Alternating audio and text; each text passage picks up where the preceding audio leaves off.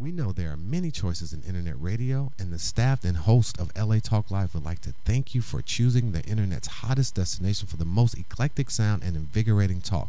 This is LA Talk Live. We are more than just talk.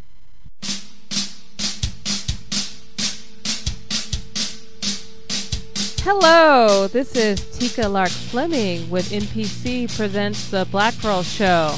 Today we have an exciting show. We have Denise McIver from CAAM, and we have Hassan Jamal of the Subway Shakespeare Company. But first up, we are going to do Breaking the Table. And today's Breaking the Table is, it's not racism, it's misogynoir.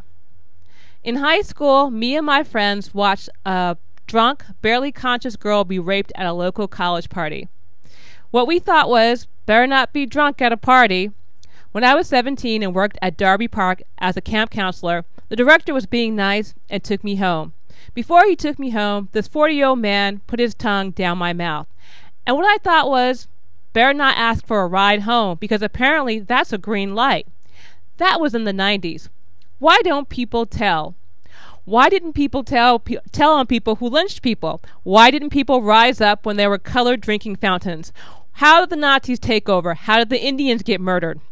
We come from a long line of people who didn't tell. It's part of human nature to be silent in the face of power. Power being the institution. In the U.S., the institution is white, male, and rich. People don't rise up when a culture supports oppression. When you tell against oppression and an institution, you get squashed.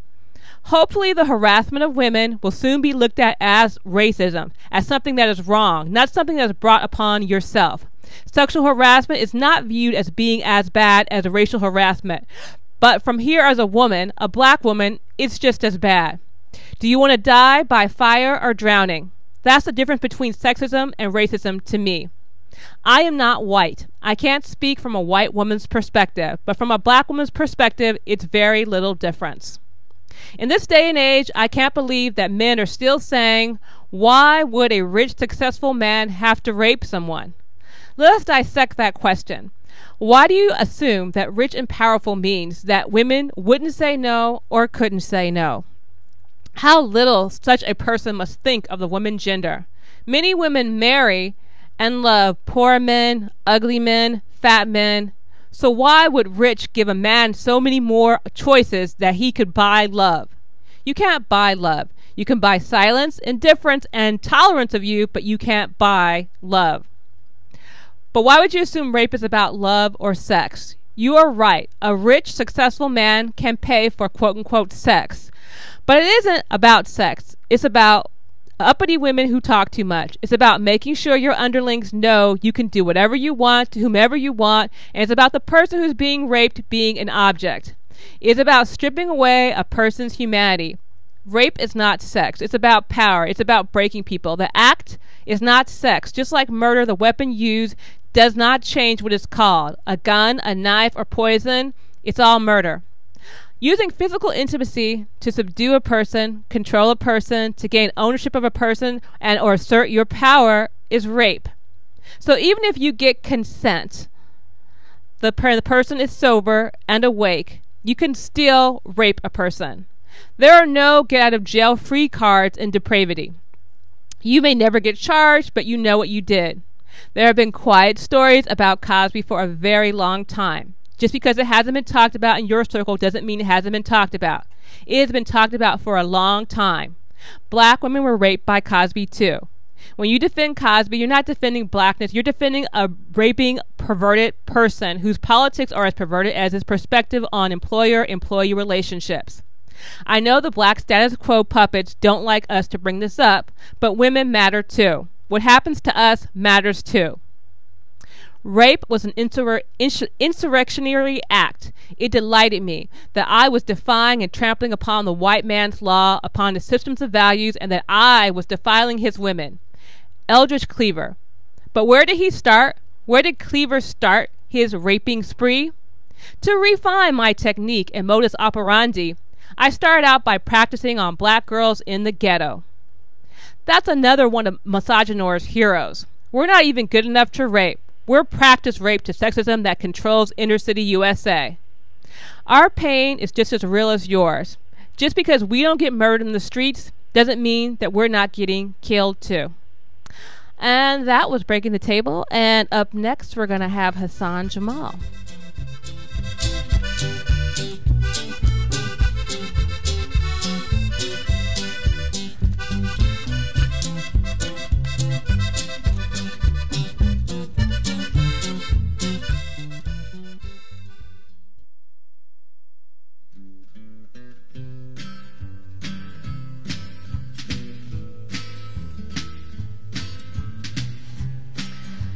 Hello, this is Tika Lark Fleming, and we're back. I wanted to tell Lena, who's been calling me on my phone, Lena, I'm on the air, so I cannot talk to you right now. So let's read a little bit of a bio of Hassan Jamal. Hello, Hassan. Hi, Tika. Hassan's a longtime member of the LA Underground, actor, poet, director, founder of the LA Subway Shakespeare Project, founding DJ of Kill Radio. You work with the Roby Theater Company. You're a member of the Merck Park Drum Circle. You do all kinds of things. So you're like one of the first kind of artist people that I kind of remember as an adult in Los Angeles. Well, we're going to get more down here for your show. Okay. I'm going to ask you a question since you're from Pittsburgh originally? Yeah, Pittsburgh, PA. Okay, so I'm going to ask you an LA question. What's your favorite LA coffee shop? Well, it closed about 15 years ago. You know what it is. Onyx? The Onyx. Oh, okay. Onyx in Los Feliz. Yeah. Yes. Yeah. Where a lot of careers got started. Mm-hmm. Actually, Stu, who had the Broadway play Passing Strange, Mm-hmm. he went to Hamilton High School, but he got a lot of his impetus to write that play at the Onyx in Los Feliz. Yeah. Who else got started at the Onyx? A lot of people. What's the guy's name? Beck. Yeah. Beck got started there. He got started there, but I just used to sit there and write poetry and write plays. No, I remember the Onyx, and it was so. And I remember for years, Figaro's there now. Figaro's there. I didn't go to Figaro for years, and I was like, wow. When I actually went there, I was like, well, Figaro's kind of good though. Sorry. I think in the 10 years since Figaro moved here, I might have bought 2 cups of coffee there. Yeah. I had it banned. It was on my ban list for a while. Okay, so let's move on to this Subway Shakespeare project. Well, actually, Tika, we the name has went through a lot of transformations. But it's LA Subway Shakespeare Project. Okay. And I had to settle on a bunch of different names, but that's the name that we came down to. And I want to thank you for coming to watch us shoot. And I'm so glad everything went so smooth that day. I mean, you must have brought good luck, because everything went extremely smooth the day you came and watched us shoot. Well, it was amazing. I mean, I thought it was just great to kind of have this. You know, we're doing art and we're doing theater outside, which is a very kind of un-LA thing. Like we think this is a really big deal, and apparently in other places on the East Coast, this is normal. This is what they do. Well, you see, that's exactly what I'm doing. What I'm trying to do. I'm trying to take theater and I'm trying to do it like outside. I'm trying. Losing my train of thought. You see, the thing is, what I think I'm doing, I don't mean to brag or anything, but I think I'm doing something that like no one else is doing in LA. I'm sure there's black Shakespeare companies in New York. I'm sure you can't throw a rock without hitting a black Shakespeare company in New York. Mm-hmm. But I really don't think there's that many here in Los Angeles, who's actually going out on street corners doing it. So no, there isn't. I mean, is there a reason that it's black and not just random? That's a good question, and that's been posed to me. But there was I'm a huge fan of Orson Welles. Yes. And I think it was in the 40s, Orson Welles did Hamlet in Harlem. Mm-hmm. And this was a white guy, doing with it all. But doing it with an all black cast. Yes. I think Lena Horne was in it, mm-hmm. in that young Lena Horne. I think Eddie Rochester Anderson was in it. Okay. I think a lot of people who later became. I don't think Paul Robinson was in it, but I'm trying to do something like that out here, and I actually know that I might get a little more notice with an all-black theater company, an all-black Shakespeare company. Oh, so you think it's a positive? You're like, some people are like, well, I think I'm gonna limit myself by making it black, but you think that's gonna make it like have more like cachet to it or something like that? Yeah. Yeah. And it's like I want to show that. That we can do this. Yes. Well, also too, I mean, you work with a lot of actors from the Roby Theater Company. Not recently, but a long time ago I did. I know all those people who started that theater company. Yeah. Because I mean, when I went to your shoot when you shot at the Expo line, right? I noticed that there were people from that theater company. Or they were from the Watts Theater Company? Well, actually, it's interesting. I wanted to mention Constance, who was there that day we shot at the Expo. She's doing a play right now with Watts Village Theater. Oh, okay. Yeah, and it's a play called Follow. It's at the old Watts coffee shop, which was popular in the 60s, and it's been closed for like maybe 30 years, and it just reopened just to do this play called Follow. When is that happening? It has going on as we speak. It opened about 2 weeks ago, and I think they got maybe like 3 more weeks to go. So everybody get over to the Watts Coffee House to see the play Follow. And Constance, who was in the Merry Wives of Windsor. Yes. She has one of the lead parts in this play. You know. No, I love Watts. I feel like Watts is I wouldn't say hidden gem because it's not hidden to Black LA. We already know about it, but it's kind of like the birthplace. I think of the east side of South LA is kind of like the birthplace of a lot of art and culture in the Black community in Los Angeles. And people kind of don't realize how many artists have come from that area. Oh yeah, from Watts, Compton, that area, the East Side. It's very, Roger Mosley. Yeah. Brenda Sykes. Yeah. A lot of people. Right now, the Watts Village Theater Company is the artistic director is a gentleman named Lynn Manning. Okay. Lynn Manning was on the front page of the LA Times last week. Lynn Manning's an amazing man. He's blind. Mm-hmm. He was shot in a bar robbery in Hollywood about 40 years ago. He would just happen to be sitting in the bar and someone came in to rob it, and it was a thing where he was in the wrong place at the wrong time. Yeah. And before that, Lynn, his goal was to be a painter, so he couldn't paint anymore. So he said he wanted to be in the arts. So he's an amazing playwright. Mm-hmm. And him and some other people started the Watts Village Theater. Oh, yeah. I did not know that. I didn't know that story behind that. That's the story behind Watts Village Theater. A gentleman by the name of Lynn Manning, and Lynn Manning is also Othello in L.A. Subway Shakespeare. Lynn Manning has this deep, booming voice. He was born to play Othello. Yes, and I think it's also too in regards to Hassan's. Shakespeare, his different. You actually record these and you archive them. So I'm going to actually link them beneath this video so people can actually see them because they're actually good productions even when you're not there. It's fun to watch it live, but it's also fun to watch it like on YouTube and. Oh, thank you. Yeah. I was very entertained.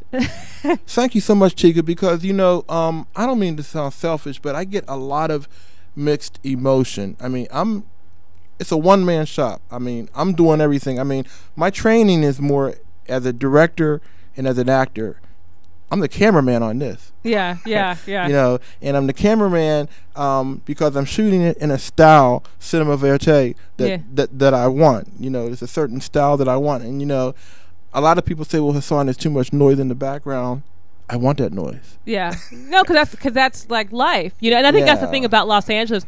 We're so used to being isolated and not having noise, not having people around us, not being. I mean, I would tell you the story how I when I was growing up, how I went from, my house to my mother's car to school and back, and as far as like touching the sidewalk, that just did not happen.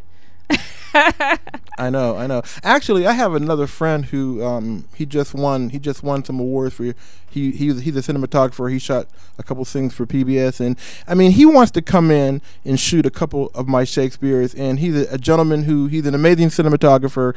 I might let him because he's a good friend of mine. I've known him for like about 20 years. He knows how I want to shoot this. He's probably the only other cinematographer who I might let shoot it. Okay. And then I could probably just sit back and direct, But it's amazing because I actually became a DP doing this, and I am not a cameraman. I'm basically an actor and a director. No, I have to say, you're amazing. Just how you have been kind of like on the edge of the avant-garde underground for years, and you're doing so much stuff, and you do it in such a positive way, and you're just kind of like, I mean, how do you kind of like stay focused and stay? Well, that's it. Stay focused. Yeah. I mean, there's so many people. I mean, I only do two things right now, Tika. I'm working on the Shakespeare project, and I drum. Those are the only two things I do. I mean, and I'm just, there's other people who are trying to pull me in other directions. Yeah. But all I want to do is, like I was telling you guys before the show, I want to get at least 20 of these Shakespeares in the can, so I can go out and, ask for some money. Yeah. And I just want to, But that's what I'm saying. You do so much stuff, and it's not even about the money. You do stuff because you like to do. I mean, I'm not saying that. I'm not trying to make you not make money, but I'm saying that's like that's such a small goal. It seemed like to me like your whole thing is creating art, because you do a lot of things that you probably could make it more, I guess, marketable, but it wouldn't be as artful. I mean, even like you founded Kill Radio, and I mean not founded, you were founding DJs. I was one of the it was like, it was, in all honesty, it was like about 10 DJs, Yeah. Amazing people. Yeah. Yeah. Yeah. You had a jazz show there, right? Yeah, I had the jazz show called the jazz show called Straight Ahead. Yeah. Kill Radio is an amazing. It's an amazing place. Yeah. Yeah. So you're doing that, and I mean I know you also do your Leimert Park Drum Circle. Do you want to talk a little bit about that? There was some kind of controversy going on with the Leimert Park Drum Circle. Well, the thing is, as everybody knows, the train is coming through Leimert Park. They're putting, which is cool. They're going to put a subway down Crenshaw Boulevard. I don't know if it's going to be up top or underground, like we were talking before this show started. And developers want to get into Leimert Park and build like $1 million apartments, but they want to still keep it an African village. Yes. But they want to get rid of the drummers, from what I hear. These are all like rumors that are circulating. So if there's no drummers there, it can't really be an African village. So right now I just want to let everybody know, because I know I told some people I was going to be saying some things on this show to calm them down. The word is right now that, the drum circle is going to be there. It's going to be there, but I would stress, for anyone who lives in that area, to please come to the drum circles when you can, because we'll be dispersing information, because we might need people to go to city council meetings to make a presence, for Herb Wesson, so he can see that there are people from the neighborhood that come down to City Hall and make a stand. We might need that maybe, within the next year or two, if they do decide to kick us out of Leimert Park. Well, that's the whole thing. You want to be proactive before things happen, so it doesn't become this thing where it's after the fact and they're like, okay, well now we have an ordinance, because that's what happens. They make ordinances and then all of a sudden you're gone and it's too late. But make it know that it's an important thing. You guys are at the Art Walk, correct? Or are you how often do you guys drum there? Every Sunday. Every Sunday. It's church. At 2 o'clock. At 2 o'clock. And the thing is, we're not in a residential area. Nobody lives around there. We're not bothering anybody. It's commercial. There's some new businesses there, but it's an African village. And we're West Africa. We're doing West African drumming. So you can't have the Leimert Park African Village without the drummers. Yeah, exactly. And how can people join the drum circle? Like, just come. Just come. The Leimert Park African Drum Circle is a tourist attraction. People come from all over the world. They come from all over the world. Just come and just we ask people we put a till in the middle of the circle. Leave a little bit of money, because that way we. At each drum circle, we try and have a master teacher. Yeah. And that's at least gas money for him. And there's a brother by the name of Najite. Yes. And Najite actually, he started the Leimert Park Drum Circle in the 80s. Okay. And I think Najite teaches at Cal State San Diego, and he comes back up here to be at the drum circle maybe twice a month. And this is like, not that he needs it, but we want to give him a little something, because he's a master. He's a master, drummer. He's actually Nigerian, but he knows all the West African rhythms, And there's some other young brothers there who have studied under Najite, so we like to give them a little bit of cash. So we ask that if you come to the drum circle, just leave something in the till. Mm-hmm. No, it goes true because people like you who are kind of creating art, kind of like on the, even though it's like you're creating, like you're doing theater, you're doing poetry, you're doing, like you did the L.A. River, you did a play on the L.A. River, correct? Right. In Lincoln Heights. Right. What was that called? Well, what that is, Tika, there's like a whole renaissance of the L.A. River going on right now, and they're like rebuilding it. They're rebuilding sections of it from where it starts, I think, up in Simi Valley all the way down to Long Beach. And luckily, the part that actually comes through my neighborhood. See, for each, it's called the 12-mile project. For each 12 miles, they're doing like certain festivities. Okay. And for the 12-mile part that came through my neighborhood, one Sunday we just went out there, and we just did a lot of art. Okay. We did a lot of art. No, you were drumming. Yeah, we did. We christened the L.A. River as it goes through Lincoln Heights. Yeah, and then you did a play also, correct? You did a play with what theater company was it? Was it with the? Well, that was called the Piter Peterson Theater Company. I think that's how they pronounced it. They just asked me to come in and be a guest drummer, and I was like really glad that they did. Yeah. Really glad that they did. But can I go back really quick to the Shakespeare really quick? Yeah, we'll go back there. Go ahead. No, I just wanted to go back because what I'm trying to do, like I said, I'm trying to get maybe 20 episodes because there's a web series there. Okay. There's actually I didn't see it when I first started, Tika, but there is a web series, and it's black people in Los Angeles doing Shakespeare. No, it is. It's actually, I mean, it's even the concept of self of how, especially to you have people who are singers, you have people who are actors, people who act in Hollywood, you have poets, you have all this variety of people in order, Well, that's what I want to say before I lose my train of thought. As I get old, I lose my train of thought. No, I mean, maybe I should be smacked on my hand for this, but I can only do this in L.A. because there's such a dearth of good actors here. Yeah. I mean, you saw how good those people were. I mean, I'm so lucky to be able to work with people like that because, I mean, all the actors either come here or New York. Yeah. Either here in New York or London. Yeah. So I don't think I could do this, Tika, like in Kansas or Dallas. Maybe. But there's just so many amazing, actors here. It is. I mean, you and also, too, I think when in Los Angeles, there's so many people saying Hollywood won't let us in, Hollywood won't let us in. I'm like, we have the internet now. We have we have the internet. There's also all these theater companies. There's all these empty spaces. To me, if you want to perform, there's so much, and I have to say, I'm biased. I'm not a fan of Hollywood. I'm not a fan of the Hollywood system. I think it's artless.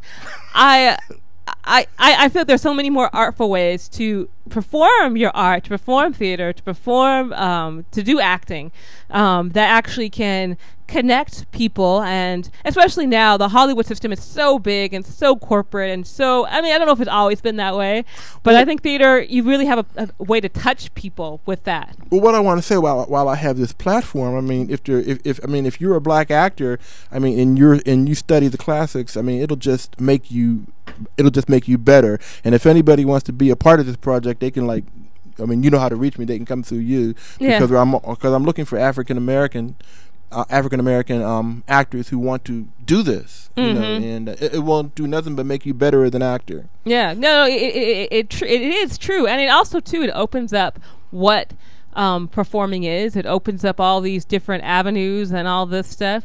I mean, exactly. but I want to ask you because I know you're also in the LA poetry scene a little bit, right? Yeah. Are you still part of that? Are you still part of the LA poetry scene? Not as much as I used to. Yeah. Well, what happened? What happened? Is it like this? Well, there's actually so many good poets here. We have Beyond Baroque now. Yes. We have Beyond Baroque, which is an amazing place. It's in Venice, doing some amazing things. We had the memorial for Merlene Murphy. Are you familiar with Merlene Murphy? Yes, I did. I knew her. I knew her. Yes, I remember when she died. We had her memorial. I was in love with Merlene Murphy. I still can't believe she's gone. But we had her memorial there, and for anybody who is up and coming poet, please go to Beyond Baroque in Venice. And a lot going on in the poetry. I'm not really as active in the poetry scene as I used to be because I'm just more into the working with this Shakespeare project right now, which is poetry. Yes, it is poetry. Oh, and something else. I want to thank you for that the piece that I stole from your Facebook on Paul Robeson. Oh, okay. Because when you speak of Othello, you speak of Paul Robeson. Yes, exactly. I mean, and I want to thank you for bringing art to Los Angeles. Not like you brought art, but the fact that you are kind of underground, independent, and you've been doing it for so long, and hopefully, I don't know if you want more props or whatever, but hopefully you'll get more recognition and more support. And because I mean, there's not many people who are like you, who are very just about the art. That you're like a rare person in Los Angeles. Oh, well, thank you. Well, you see, the thing is, Tika, no one's going to do what I do unless I do it. Yeah. I mean, I went out and invested in a camera, and luckily I know a lot of actors. Yeah. So and I know a lot of good actors, and they wanted to be a part of this, So I got to get them when they're available. Yeah. So it just so happened that those people were available. I don't know if the very first one we did Richard III. There were some people who were involved in that project who they helped me get this thing off the ground. They did like the first 4, and then because they work in film and TV, so they had to go back. I mean, I couldn't have got this off the ground with them. Yeah. They're just like they're amazing actors. They were African American theater actors from New York. And hopefully they'll come back. But like I said, I'm always looking for if you're an actor and you're interested in doing some Shakespeare, And as I said, I will put the link beneath here. And let's one more time talk about the Watts Coffee Shop or Coffee House, and where's that going to? That's running through. It's going to be going on for at least 3 more weeks. I'll give you the exact address when the show's over, and you can put it on your page too. Okay. But it's an amazing play called Follow. And it's going to be running for about 2 or 3 more weeks. And please, people, give money to Watts Village Theater because they're about helping the kids in Watts. It's all about taking those kids off of the street and teaching them art, I saw some amazing young kids in plays at Watts Village Theater. Okay. Roger Mosley came out of Watts Village Theater. Yeah, a lot of people came out of. Just Watts in general, just Watts. I want to do something on the Compton Art Complex at some point. So thank you so much. Do you have anything else to add before we wrap up? No, just thank you to you and this amazing Talk Live. I love this studio. I want to come back. Okay, all right. Well, you will be back. Thank you so much, Hassan. You can stay right there. We're gonna go on a break right now. This is LA Talk Live brings MPC Black Grrrl show every Thursday at 7 p.m. Thanks. I still can't figure just what you did wrong. You were 19 years old with your whole life ahead, and with 23 bullets, 4 cops shot you dead. Yeah, you sat in your car and a seizure took hold, and your kin tried to wake you as you shook in the cold. Yeah, the doors were all locked and you wouldn't come to, so they called the authorities to help rescue you. In the Riverside 4, they soon did. The doors were all locked. Yeah, they rushed to the car and pushed family aside. Now a 38 pistol ain't there on your seat. Yeah, you foamed at the mouth and your future looked bleak. And the Riverside 4 started rapping on the glass.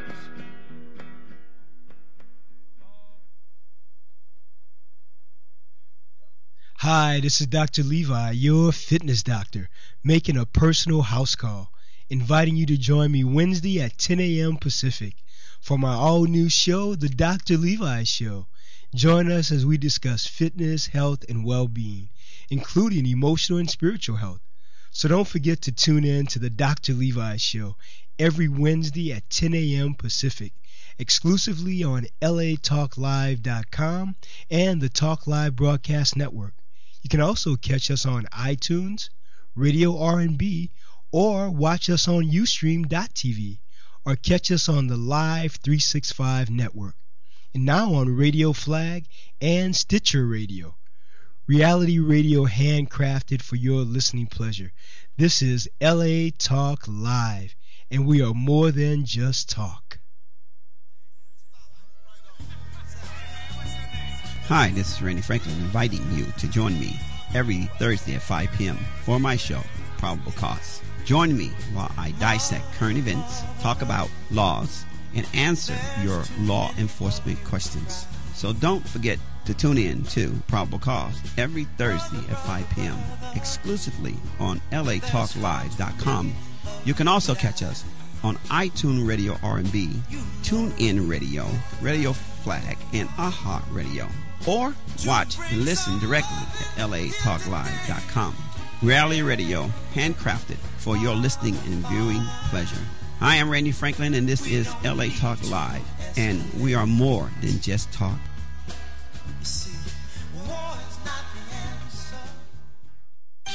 Hey y'all, I'm Shaquem Williams, and I'm the host of The Shock Factor here on LA Talk. We broadcast to the world every Friday at 8 o'clock Pacific Standard Time. Live music, live performances. We're just live. Chef Momo, Erica Ash, and once again, your host, Shaquem Williams. Thank you. So come join every Friday here at LA Talk Live, the world-leading broadcasting internet radio station. The Shock Factor. I should have stayed at Margie's where the people are friendly, where the music is warm and the beer is cold.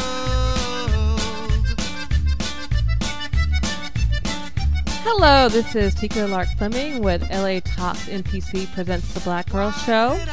I want to remind you all that the Repass movie by Ray Shaw is still collecting donations in order to meet her $30,000 goal. So if you guys can make sure to go over to her Indiegogo and support her. Up now, we're going to have Denise McIver of the California African American Museum. She is the research library at CAAM's Research Library. So we also call the California African American Museum. We also call it CAAM in case for people in other parts of the U.S. So how are you doing, Denise? I'm excellent. How are you? I'm good. I want to ask you my first kind of like, you started off as an entertainment publicist. I also saw you had some bylines in Variety. Yeah. Yeah. This is just, I guess, during the period. And let's get a little bit close to the mic. Okay. The period wherein. Yeah. Sorry. That's okay. The period was just as hip hop was beginning to really crest, and it was beginning to build critical mass. I also worked on The Fresh Prince of Bel-Air, third season. So I was exposed to a lot of different artists. And because Daily Variety would cover mainstream concerts, I felt that hip-hop was not getting its due. So I pitched the music editors that you need to cover hip-hop. It is viable. It's making money for these record companies. And you're a business trade magazine. It deserves to be covered. So for about 3 years, I reviewed for Daily Variety. And then I also had an opportunity to read and write for Daily Variety TV reviews. No, I noticed that. I was like, wow. I covered, I covered, I would get these, what they call screeners. Yeah. Before a particular program would air. So it was very cool gig, for a while. I worked with Tim Gray, Bruce Herring, and it was fun. And I wrote for Vibe magazine. I wrote album reviews, and that was wonderful because I worked with the editor who then was, I believe, Alan Light, and he's almost a scholar in hip hop. Okay, that's great. You have a very fascinating and broad background. Diverse, I think they will call it. Diverse. Or my parents might say, she's jumped from job to job. But it's okay because everything prior to my work at the California African American Museum informs my practice now. Mm-hmm. So that's what I'm saying. How did you get into being a librarian? Like, how'd that happen? First of all, I'm a bookish type of girl. Okay. Or ebook type of girl. Yeah. I like to read. Mm-hmm. I found out through a local librarian in New York, where I was living at the time, that the Institute for Museum and Library Services was offering a special scholarship to bring in new blood, so to speak, into the field. She suggested I apply to St. John's University in Queens, which was the recipient of the grant from IMLS. Okay. Very important federal grant or funding organization. And I had an interview with the director of my program in what they call LIS, or Library Information Science Studies. And to my surprise, they accepted me. They only accepted 40, and the scholarship is called the Laura K. Bush 21st Century Scholarship for New Librarians, or something like that. I know that it's named after the former First Lady, who herself was a librarian. That's been my secret career that I've always wanted to be. I always wanted to be a librarian. That was like my whole You have thing. two choices here in LA if you want to stay. You have San Jose State. Yes. You have UCLA. And USC has just embarked, I think it started 1 year ago, a 2-year program under the Marshall School of Business. So there are several programs. USC's is all online.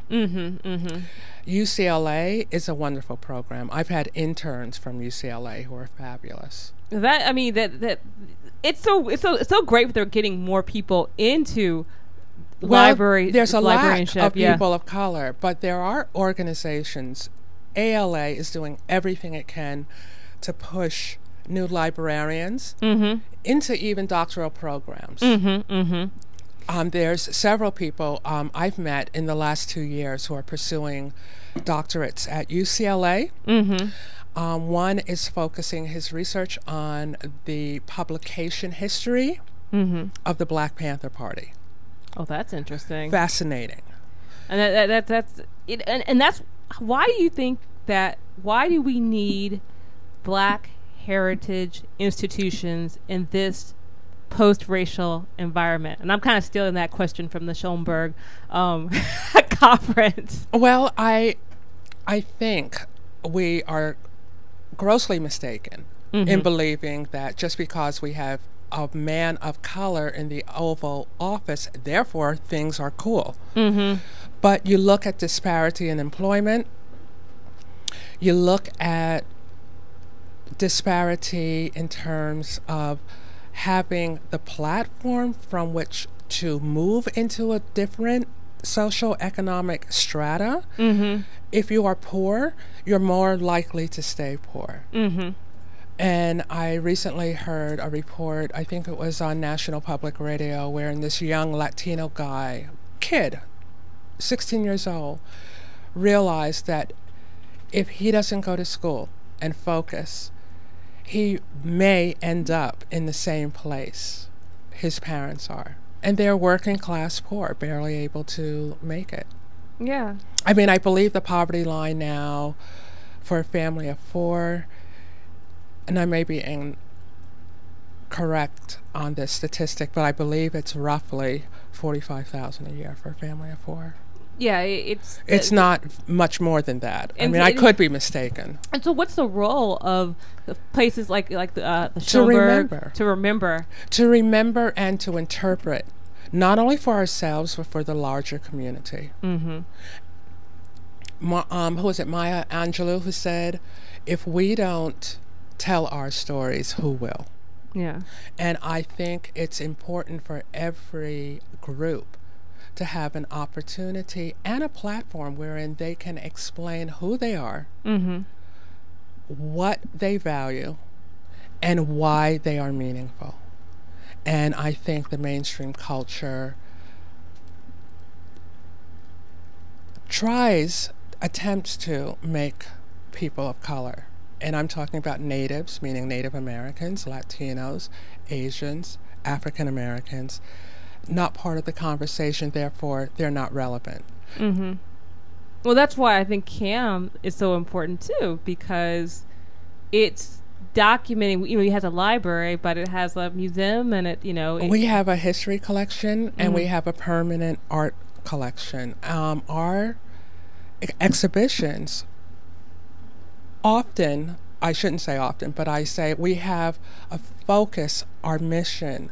We're very focused on our mission, which is to collect and share the history and the contributions and achievements of African Americans, particularly western portion of the United States. So that's overall our grand vision. I think on the nano level, we also want to explore other cultures. And last year, we were honored to have a major exhibition on the art and spirituality of Manuel Mendive, who is a black Cuban. Some folks don't realize that there are black Cubans. If you look at Miami, you would only think they were sort of on the lighter side of, the wider side of hell. Yeah, well, you know how in Los Angeles we have a very narrow view of what race is. We do. Well, as far as Latino and African American, we have of African descent and Latino descent, we have a very narrow view in Los Angeles. That is changing, though. About 2 years ago, I think it was in the summer of 2012, Los Angeles Magazine did a montage cover of a young woman who part of her face was black, part of it looked Asian, part of her face looked clearly white or Caucasian. So it was about how our world is changing. And I think a lot with, I do a lot of reading on the Pew, P-E-W, Research Center. And while in grad school, I was looking at the differences in certain populations and generationally on how, because I did a thesis on my theory about, I should back it up a little bit. My theory or hypothesis in this thesis was Barack Obama was largely voted in by young white people because they grew up listening to hip-hop music. Hip-hop was the bridge of what Thomas Alport called the contact theory. And you need some kind of cultural link that enables someone to at least attempt to understand. That's like amazing. That would probably be very amazing to many people who are kind of like wouldn't even think that would be relevant. Oh yeah. When he was at some not conference, but I think it was just before he was nominated. He did something, and I forget and I'll send it to you if I can find it. It's in my paper, but he brushed the dirt off his shoulder when he was talking about the barbs Hillary Clinton was throwing at him, and and the crowd went wild because they understood that was a reference to JC. Because Barack said, sometimes you just got to, and he flipped dust off his shoulder. And the kids got that. So what they saw was a gentleman who was smart, educated, well-trained, a lawyer, a social organizer in his community, in love with his wife with 2 beautiful daughters, and he still listens to Jay-Z. So that connection, I think, helped really make him relevant to a degree to young white people.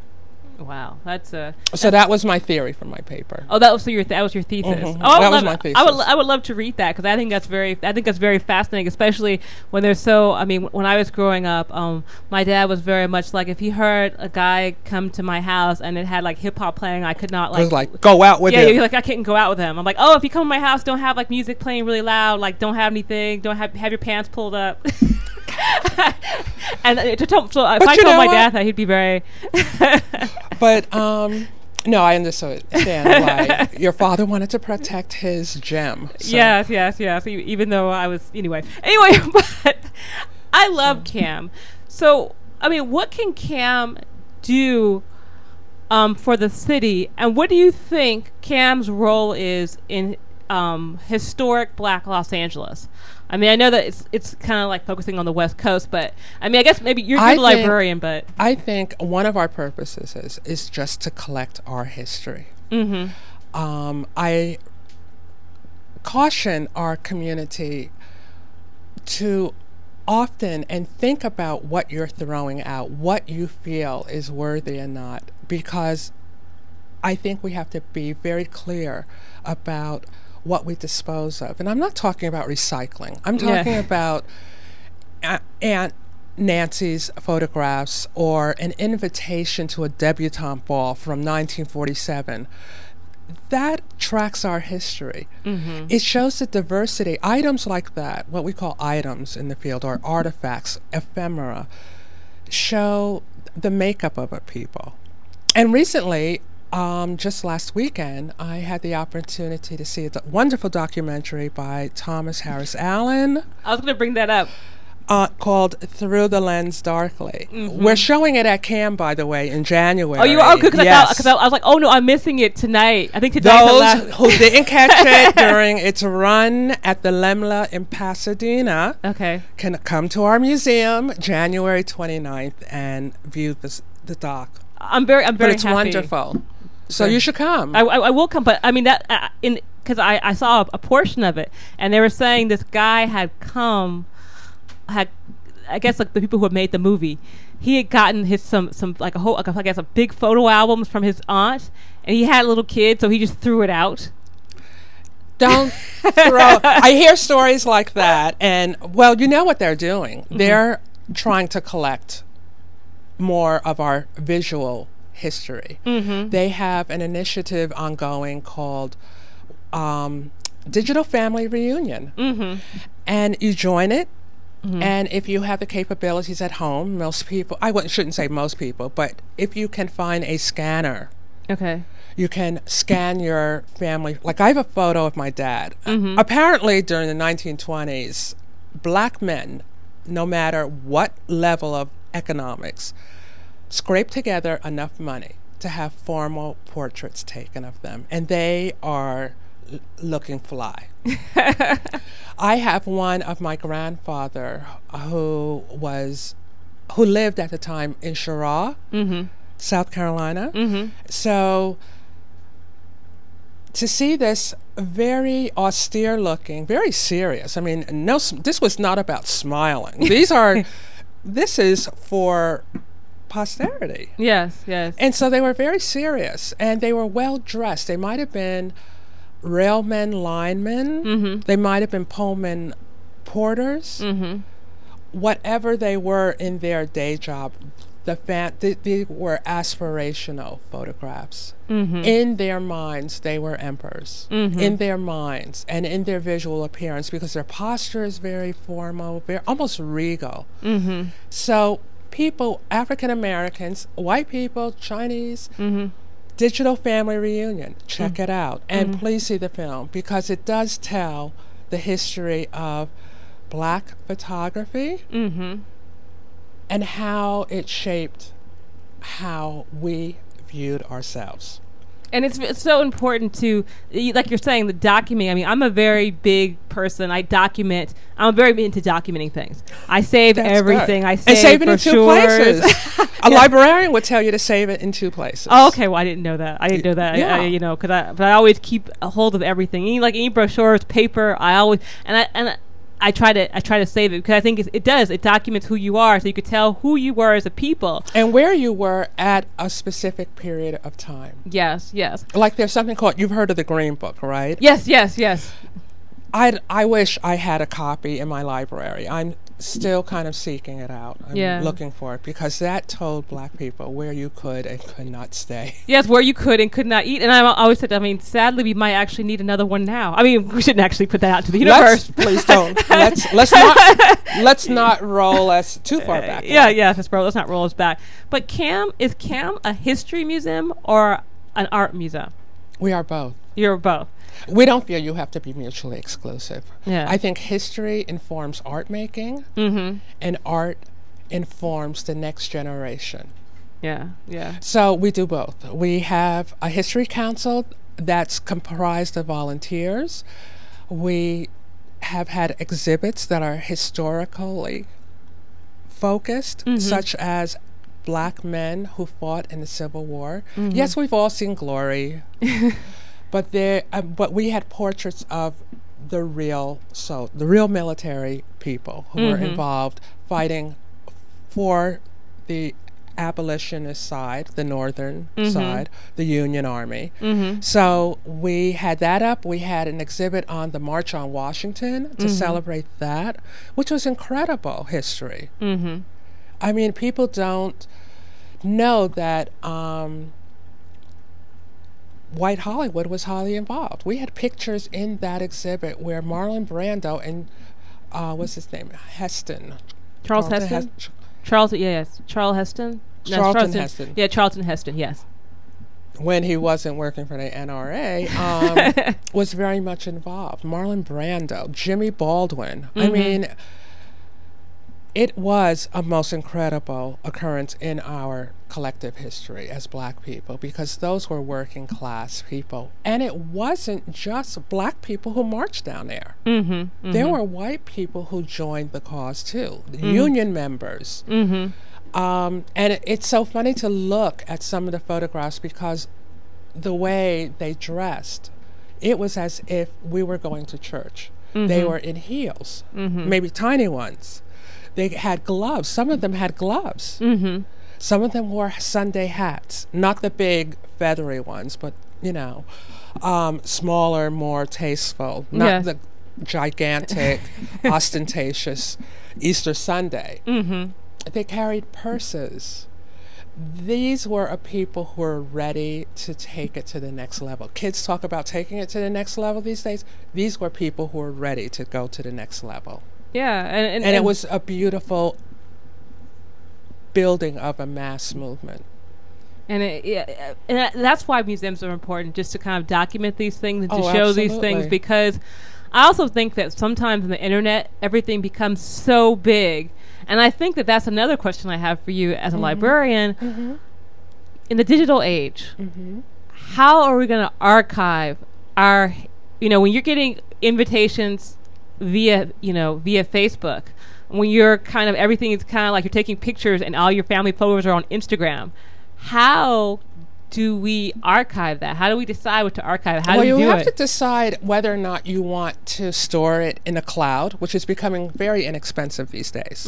Most people could probably afford it. For how much does it cost? It could range depending. I know Amazon has a system. There are other systems out there. There's open source, which is a very big movement right now in what we call content management systems, and I've been investigating that myself. There's one called Omeka, O-M-E-K-A. There's something called DSpace. Most of them are free. You can try them out even for free for roughly 30 days to see if it fits. But how can you how do we decide what to keep and what not? What is meaningful? And to think like a librarian or a knowledge professional or information professional, which is the new language today. How will it be used 5, 10, 20, 50, 100 years from now? We don't have room in our institutions to say. That's why I think the cloud is a boon to archivists, because there you can have unlimited storage space. As long as you organize it correctly. You have to organize it. You have to create what is called a finding aid. Most institutions have them. You have to be clear about what kind of metadata you're going to add, because people have been, using this term quite frequently in the last year because of what Edwin Snowden did.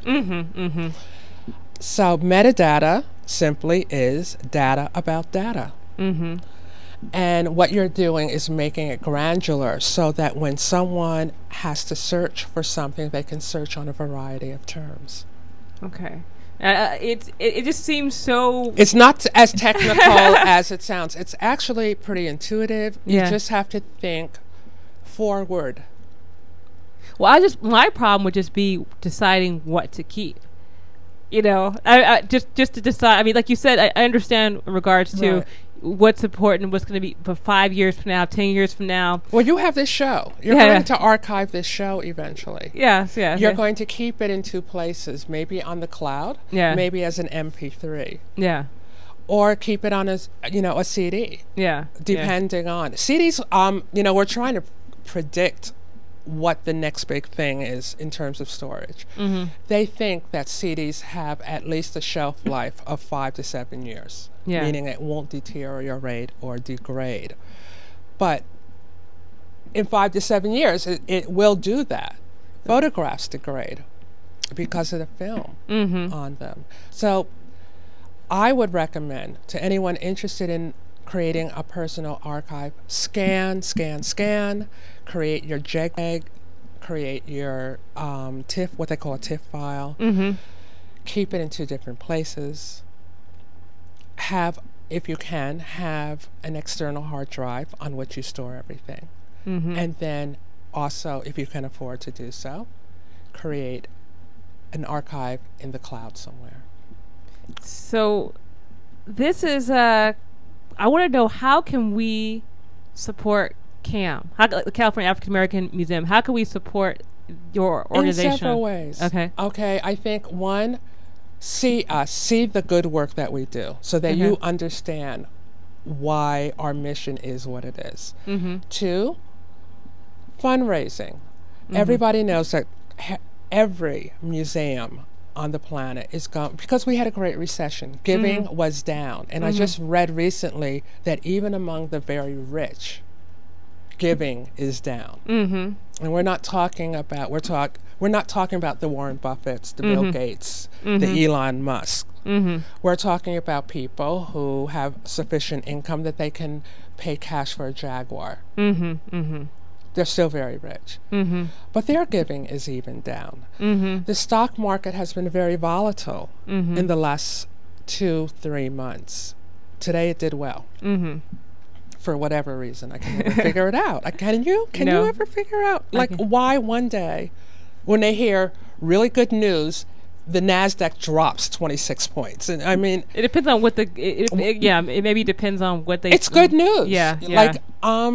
Oil prices are down, and why are we having all this volatility? But getting back to your question, not meaning to digress too much. I think giving is important. If you can make a donation to an institution that you care about, we can always use it. We know that funding, I just checked recently with the State Librarian of California. There is no more money for what is called LISTA grants, which are grants to help upgrade technology. And the LISTA grant money that may be coming down might be cut somewhat. It's going to be less. So we need people to take up the slack. We need people to support culturally diverse and important institutions. And however, is it meaningful to you? How would you feel if CAAM went away? That's why I keep telling people, if CAAM was gone, what would happen in regards to... We would have no major world-class museum dedicated to the art and achievements and the history of enslaved people. It would be dangerous for LA. Yes. It would be. Yeah, it would be. So exactly. This is the time of year that people look for tax deductions. Write a check to CAAM. It doesn't have to be $1 gazillion. If you can pop a $20 check in the mail, we'll put it to good use. If you can do better than that, bless you, and send it on. Send it on. Our address is. I will put that up. I mean, I was able to. I always tell people, join the museum. Join us. Yeah. We have a very low, what I call, fee structure. Yeah. Students can join for as little as $25 a year. I actually think you guys should actually up your membership prices. I think well, it's you too have low. to talk to our I think it's the too director low. of our foundation about that. Because people who could pay. But you have to remember, we're a free museum. Yes. We are state funded. And we want to raise money to help keep our doors open. But it's your museum. Your tax dollars pay for those exhibitions. Your tax dollars keep the lights on. But that does not mean that we could not utilize funding from other sources. Well, you look at LACMA and they have extra funding, so... You look at LACMA and what's his name, Perenchio? Yeah, I think who so. just donated like $50 million worth of... But it's all contingent on how they build their new building. Yes. They will not get that. So it's not a done deal. So maybe we need to... But we need folks to step up. We need, and one of the things we briefly discussed at the conference I attended at the Schomburg in October, why can't our celebrities, our people who look like us, who have money, create a fund, a national fund, a hedge fund, for example, which is professionally managed by a Wall Street firm, and we apply to that fund for grants just as we would for the NEA or the NEH. I think it's up to us that if it's meaningful for us, if you care about us, you have a duty. Well, you have a duty, or you're going to have kids like are on that show Blackish. Oh yeah, which I saw recently because I'm not much of a television person. Yeah, but I was appalled. So we're going to have a generation who know how to swipe iPads and know how to order things online, but don't know about Fannie Lou Hamer. Yeah. Or don't understand that until we're completely biracial, racism is going to exist in this country. It is, and it's important to... And we'll be gone by then. But well, we'll be gone, but we still care. But we still care. We still care. We care immeasurably. So thank you so much, Denise, for speaking with us, and hopefully we'll have you back on the show at a different time.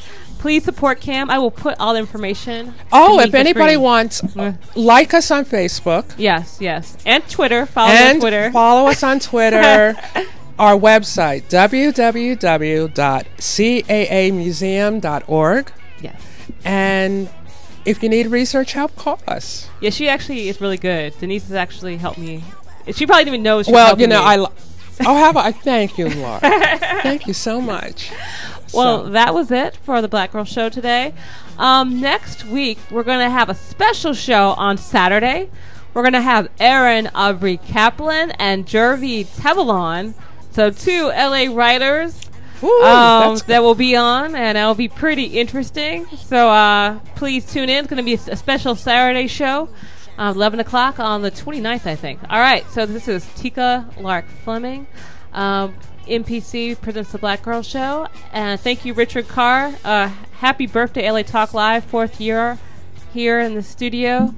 Thank you so much, Hassan Jamal. And thank you, audience, for tuning in every Thursday at 7 o'clock.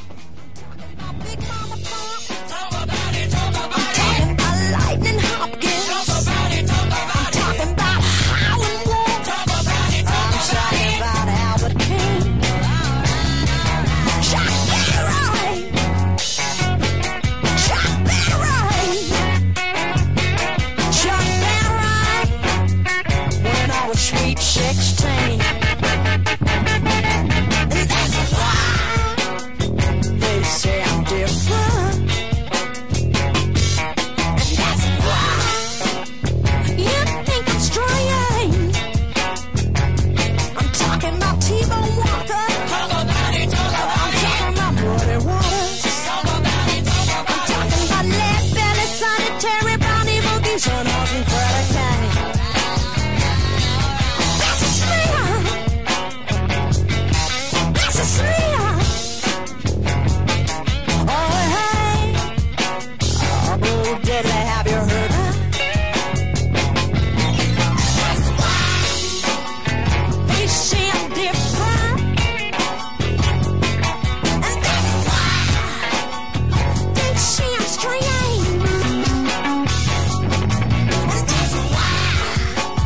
We know there are many choices in internet radio, and the staff and host of LA Talk Live would like to thank you for choosing the internet's hottest destination for the most eclectic sound and invigorating talk. This is LA Talk Live. We are more than just talk.